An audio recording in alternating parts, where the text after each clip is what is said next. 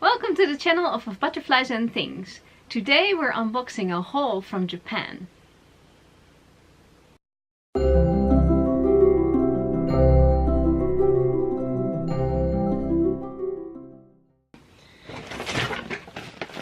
Holy moly.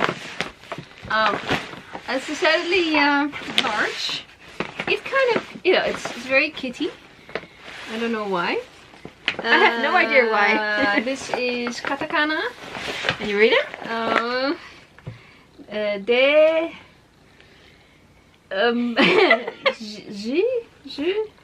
It's a tsu, I think. And then that was a ne, re, Rie dacht ik. I thought.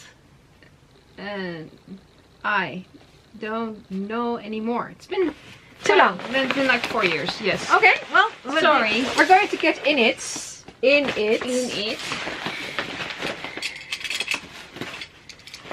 Well, yeah, you want me?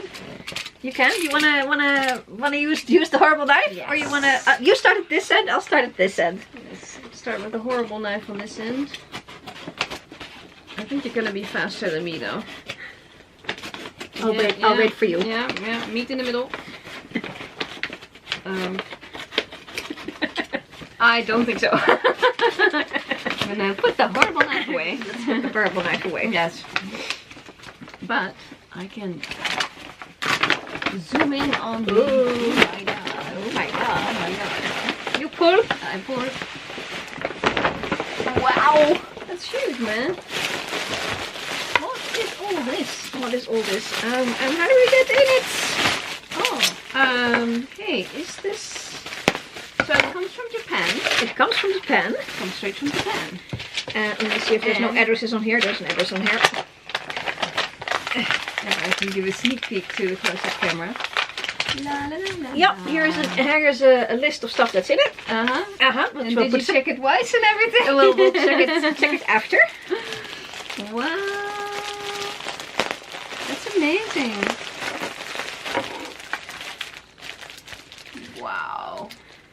So, are these complete kimono, or are these kimono style? These two should textiles? be. This one should be kimono, and that should be haori, a jacket, and these should be fabrics, parts of kimono. Which one shall I open first? Oh, one with the pretty fabrics. One with the pretty fabrics. How do we get in? Okay.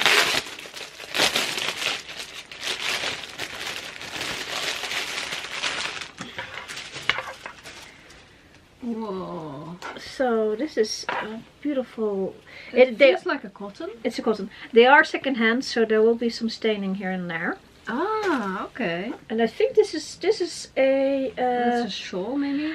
No, this is one of those handkerchiefs that they use to wrap up stuff in. Like they use them like a bag. Yeah.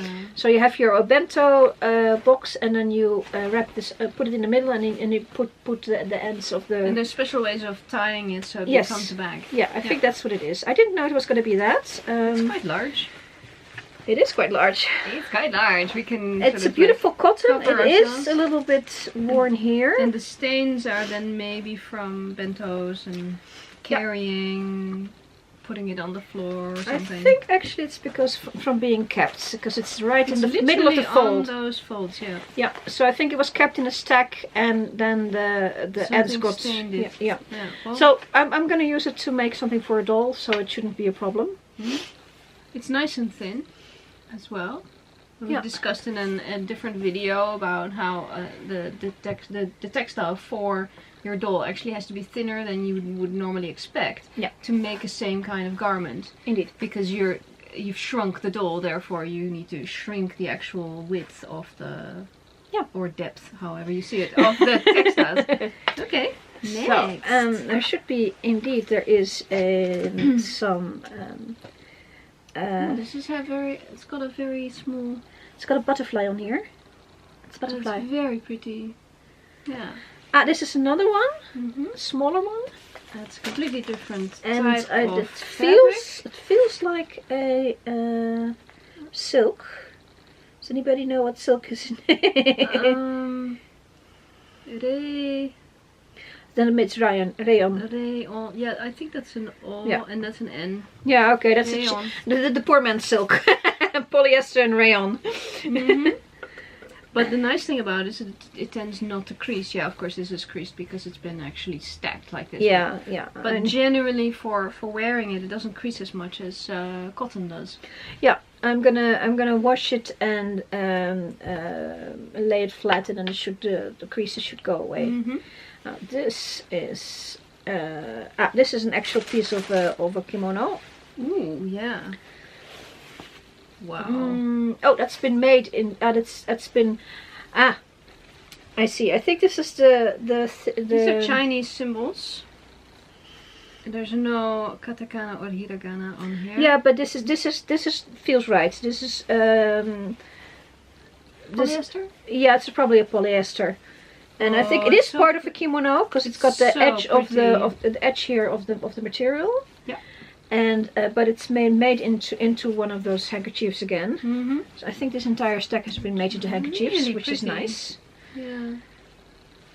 And the purple is really deep intense. Yeah, and I think I can make this into a kimono for maybe an MSD, not an SD. It's very pretty. It's gorgeous. So it's got, I think these are plum blossoms. So I think it's probably an autumn scene. Yeah, late summer flowers and then autumn leaves. Yeah. Yeah. Gorgeous. Pretty. And then what we have?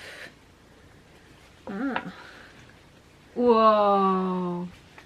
That's wow. a sheer fabric. Yeah, that's really beautiful. I'm gonna have to pull this entire thing out to show it. Gorgeous. You can see how thin it is. My hand's right through it. Yeah. Beautiful. Yeah, it's a nylon. I actually didn't realize there were going to be ready-made handkerchiefs, but I'm still going to cut them up. what did you actually order? I actually ordered bits of material. So, but I looked more at what they looked like than I looked at what was in the text. Yeah. Well, then you get what you get, you know. Yeah, and this is a very nice one because it's actually 2 layers. Wow. I'm not going to cut this one up. I think very cute. This I don't know what the symbol means, but it's probably a variation on drums. They like to make ornamental drums. This is yeah. I would not cut this up actually. No, unless you really wanted the outside and inside fabric for specific. No, this one I'm going to keep the way it is. Nice. I can wrap it all in it. Oh yeah. Okay. Let's see what else I've got. Oh, I think I'm gonna have more scarves, more handkerchiefs. I didn't realize they were gonna be handkerchiefs. No, this actually has those the sewing lines for. Yeah, I think they've been remade from kimono into these handkerchiefs. I have to look up what they call the handkerchiefs. I'll put it in the video when I'm editing. Oh yeah, hey, it's another one. This is actually the same one. I think it's a brother to that one. Same as this. The inside material is this one. Yeah, it is. Because it has that same. Oh, going from one color to another. Somebody give me the technical term for that. Post it down below. And it's nice and big again. Yeah. Beautiful. Yeah. So it's a second. It's probably a sister piece to the other one. Yes.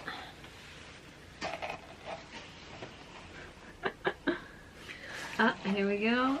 We've got label. Rayon again.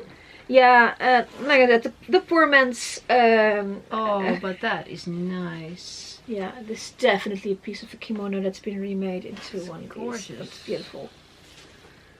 Yeah, there's a very large pattern going on here. There's a line. There's a line. There's a line.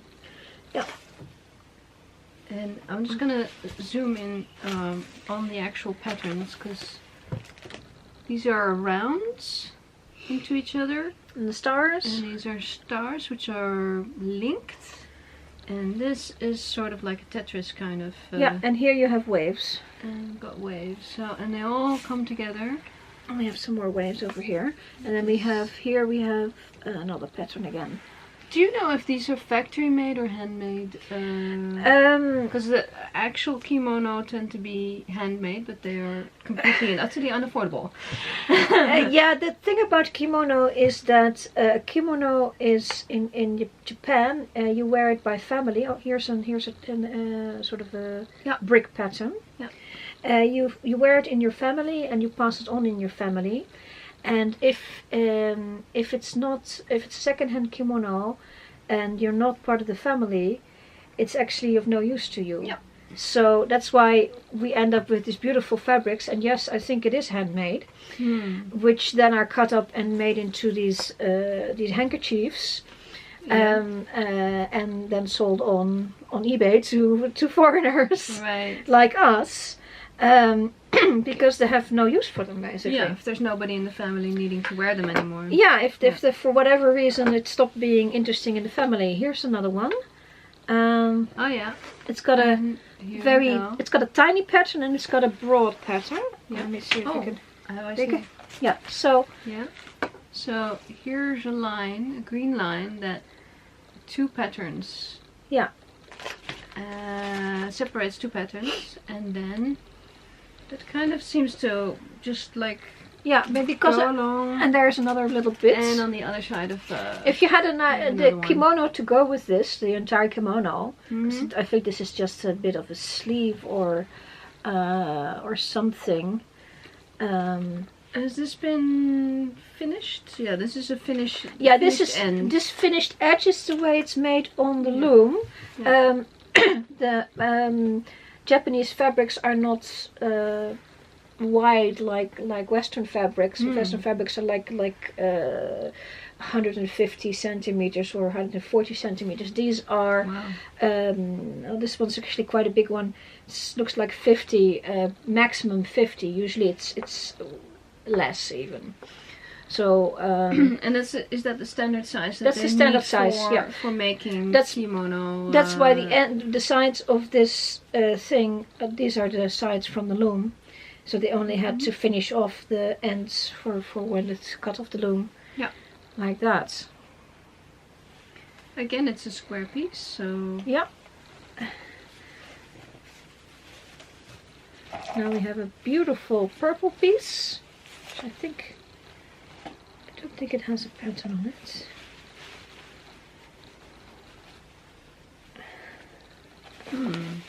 No, it has a pattern. Oh, here it comes. So it has a mon pattern on it. I think this is definitely kimono. No, I think this is definitely a piece that was always a handkerchief, because it has that pattern over here. Yep.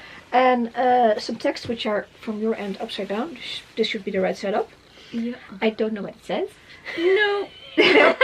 And the mon is this way. If you want to help us out, feel free. This is the common that belongs to the family who this was made for. Right. Usually these see on kimono they're really tiny, but on something like this they're going to be big. I'd have to look. I will look up which one this is and put it in video. And then we have lastly a smaller one. Very plain. It's a dark piece. This is a very rough textile. It doesn't bend very well. Yeah, it's I don't know. It's actually so dark that I have to put my hand here to show what the actual color is. It's a dark blue, midnight blue. Here we go. We're on the wrong side. Okay. Very pretty. Very pretty. That should be the right side up. Yeah. I don't know what it says. Beautiful. This is much rougher though, as I was just saying. This is not so pliable. Yeah, I think this what would you do with this? This would have been a man's kimono, a bit of a man's, because this I think this is the actual size of a proper Japanese bolt of fabric. It's actually not very wide. No. And kimono is made. The front piece is one piece, two piece, and the back piece is like that. So if you're wider than two pieces of this, You're out of flack. Yeah, you're not gonna fit. Exactly. Yeah. So I'm gonna, because I think this is actually added later when they made it into a... Interestingly, you see all these folding lines. It's been used for something very specific. Yeah. With an oblong, no, a sideways folding line. See if we can put it back together. Yeah. I think it probably was meant, it actually held something like Ah, something see, important. It's a pocket. Yeah. There you go. It's an envelope of some sort. Yeah. That's amazing. Good fun, good fun. Because in Japan you have to, if you want to give something to somebody, whatever it is, you have to wrap it up. Yeah. So wrapping, this is the wrapping paper came to me. Yeah. Very cool. Okay. We got more. We got bigger pockets. You want to do that one first? For that one. So this should be a kimono. And actually it looks like a yukata. And I can see that because it's a cotton fabric. And yeah, that looks like a yukata. Yeah, so that's an arm. I can see it's cotton. I can also feel it's cotton. And it's got, this is an arm opening. This is an arm opening. So if we, let's see, no, we need to go this way. Yep. And then we have, it's been folded like a proper kimono folding. So we need to actually take this one out over here. So yukata is summer kimono. Summer kimono. Do you wear something under it or? Not necessarily. No. Well, maybe a t-shirt, but you can not another layer of kimono. You cannot wear another layer. Yes. You also wear them in the baths as a bathrobe, of course. Mm-hmm. So the arm is over here. Yep. Yeah. This is now too large for me to film with. That's the neck, and this is the arm. And you can see this is a short sleeve. Yeah. Yeah. Yeah, the yukata usually are short sleeves. They are never super long sleeves. At least I haven't seen them in super long sleeves. They're not the super long sleeves they keep for the furisode kimono. Now, with a Western perspective, I would say, okay, that's probably a male yukata because it's blue. No, not necessarily. Actually, not at all, because the yukata are unisex. Mm-hmm. Even some kimono are actually unisex. They have now styles that are for men and other styles that are for women. And the men usually now wear a gi and hakama. So two separate pieces instead of kimono. Yeah. But yes, they could wear the girls' kimono, basically. Yeah, but more often they would wear the darker colors. They would wear something darker, yes. Yeah. And the very bright colors are for the unmarried young women. And of course, anything that we say might be incorrect. Well, as far as I've been able to glean, yes, that's how it works. You also wear the whatever design on it. It depends if you do it right. Yeah. It depends on which season. On the season, indeed. And let me put this back the way it was before I forget. Yeah. So this, well, the yukata are for summer, so this one definitely would be a summer item. And it's got big flowers on it, even though we're very unlikely to see blue flowers like that. But yeah, that's not blue is not a winter color for them specifically, as far as I know. Yeah. Okay. And we have one more package. Let me get this aside. Okay.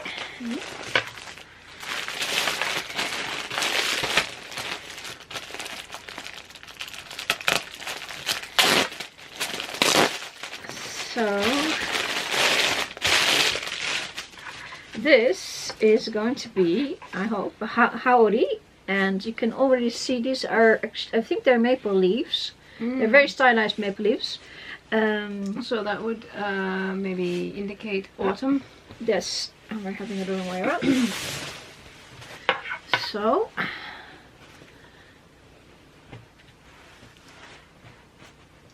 and I can see the difference with yukata already. Of course, the other one was made of cotton, but this one also has a lining. This one has a lining. And the yukata did not have a lining. Yeah, the gathers never have linings. This is a howdy, which you wear over. It's a men's thing. So they wear the gi, which is crosses over, and then the howdy actually just closes with these tassels.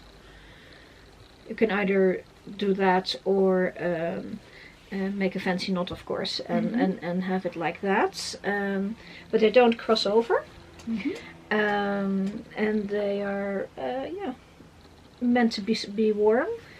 Sometimes the inside are very fancy with oh, it is very pretty. It's very pretty, but sometimes they have like a scene of a tiger or whatever inside, and then it's very plain outside, like even black with very little on it, and then the tiger inside. And then you go, wow, look at that. Yeah, I don't know if they would open it though, but so I think this should be an autumn item. The technique is you feel this. Yeah. These little bulbs are all tie-dyed by... Wow. That's crazy. It should be anyway. That's what I've been told. It's all tie-dyed.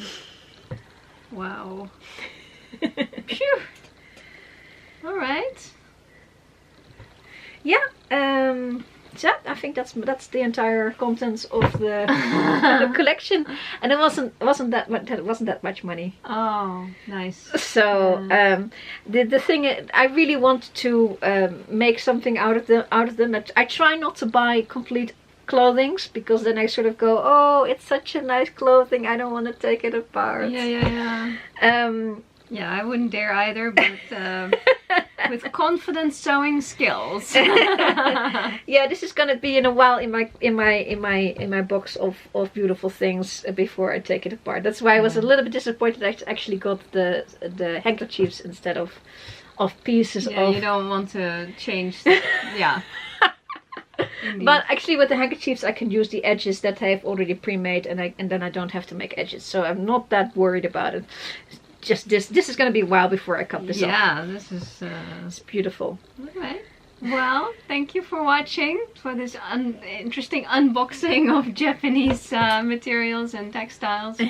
And if you like it, give us a thumbs up and subscribe to the channel to get updates from us. And we hope to see you soon. Bye!